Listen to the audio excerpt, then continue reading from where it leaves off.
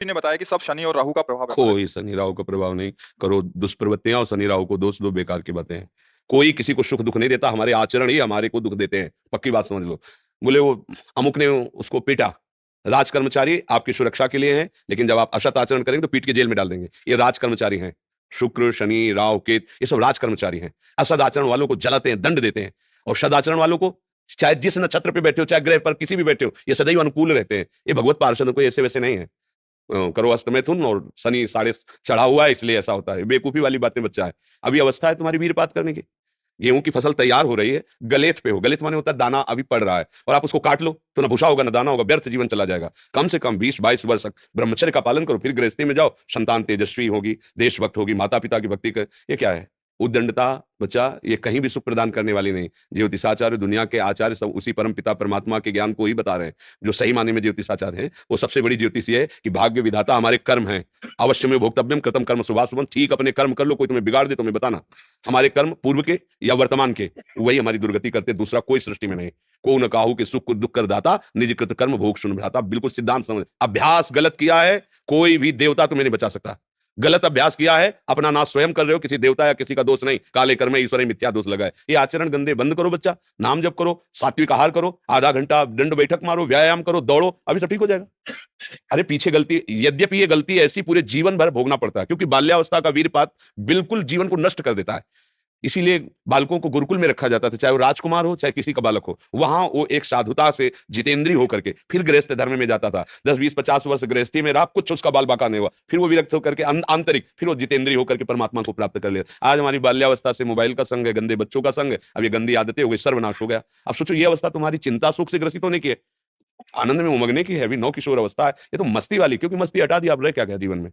ये जो लोग समझते हैं ना कि जैसे खून निकलवा लो तो खून बन जाता है, बहुत गलत बात है। वो दान देना, वो महीने में वो बात एक अलग है, लेकिन सप्तम धातु वीर एक मन शुद्ध सात्विक पौष्टिक अन्न के बाद एक बार के लिए तैयार होता है।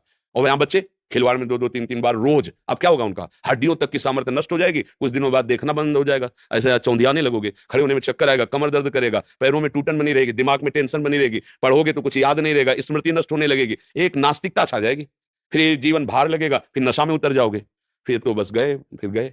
तो अब कौन मानता है संत महात्माओं की बातों को? समझाते हैं तो साधु महात्मा है तो अब अलग बात करते हैं। नहीं, हर बहन भाई को 20 वर्ष तक नियम पूर्वक ब्रह्मचर्य रहना चाहिए।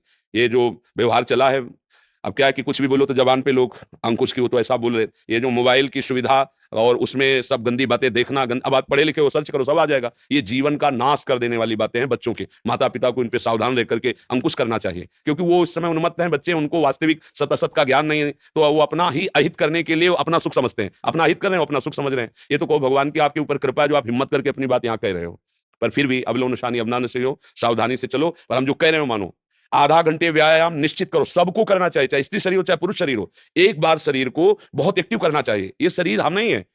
जैसे आप मोटरसाइकिल सुबह सुबह आप बैठो तो पहले क्या करते हैं? हाई रेस में डाल करके उसको एकदम गर्म करते हैं ना, सब खुल जाए, आप चलो ऐसे हाई रेस में इसको लाओ, 10-15 मिनट दंड बैठक व्यायाम प्राणायाम आसन आदि के, फिर अपनी दिनचर्या करते हो तो आप संयमी रहोगे, आपके प्राण पुष्ट रहेंगे, आपका अन्न पचेगा, कोई भी चोट आदि बहुत कम मात्रा में आपको कष्ट देगी, हर बीमारी से लड़ने के सामने। अब यहाँ सुबह 10 बजे तक सो रहे, व्यायाम क्या करेंगे?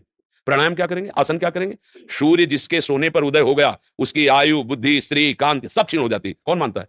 रात्रि के 2-2 3-3 बजे तक जगना और सुबह 10-11 बजे तक सोना, ये दिनचर्या है। तो हमारी राय है सात्विक भोजन कीजिए और व्यायाम करते हो व्यायाम है? हाँ, कभी ये कोई ऐसा तो, और कभी कभी जो व्यायाम करते हो बीमारियों का निमंत्रण देते हैं। आज आप लगाओ 20 दंड और 50 बैठक और 5 दिन छोड़ दो, पूरा शरीर दर्द करेगा, फिर लगाओ फिर वह दर्द करेगा। रोज अगर नियमित करोगे तो वही पच करके आपके शरीर को पुष्ट करेगा। ये शरीर दुर्लभ बात है, दुर्लभ हो मानुषो देहो, लेकिन एक क्षण में नष्ट हो जाने वाला है। इसकी दुर्लभता है, संयम नियम से चलकर स्वरूप बोध कर लो या भगवत भजन करके भगवत प्राप्ति कर लो। अगर ये नहीं तो फिर क्लेश ही क्लेश, अशांति ही अशांति है। अभी सावधान हो जाओ। बिगड़ तो गया, अब ये नहीं कह सकते कि अभी कुछ नहीं बिगड़ा, बिगड़ गया। अगर कभी 25 वर्ष के बाद गलती हुई है तो हम उसे कह सकते हैं कुछ नहीं बिगड़ा, क्योंकि तुम्हारा पुष्ट है जीवन पूर्व से, अब आगे बढ़ो। लेकिन बच्चापन से ये जो रोग लग रहे हैं, 13-14 वर्ष का बच्चा है और उसकी हालत ये है कि उसे वैद्य के द्वारा औषधियां दिला करके उसे ठीक करने की चेष्टा कर रहे हैं। क्या हुआ? ये 13-14 वर्ष की अवस्था, इसमें तो उधर वृत्ति नहीं जानी चाहिए, मस्ती होनी चाहिए, एक अलौकिक मस्ती, ये किशोर अवस्था है। पर आचरण और संग ऐसे हो गए कि अब कैसे कहें। सात्विक आहार करो, व्यायाम करो और थोड़ा भगवान नाम जप करो। माता पिता के चरण छूते हो? नहीं, माता पिता के चरण नहीं छूना, माता पिता की अवहेलना करना, कहां से बुद्धि आएगी? अपने बुजुर्गों को प्रणाम करना, संतों को प्रणाम करना, माता पिता, रोज बुद्धि शुद्ध होती है। प्रातः काल उठ के रघुनाथा मात पिता गुरु नाम ही माता,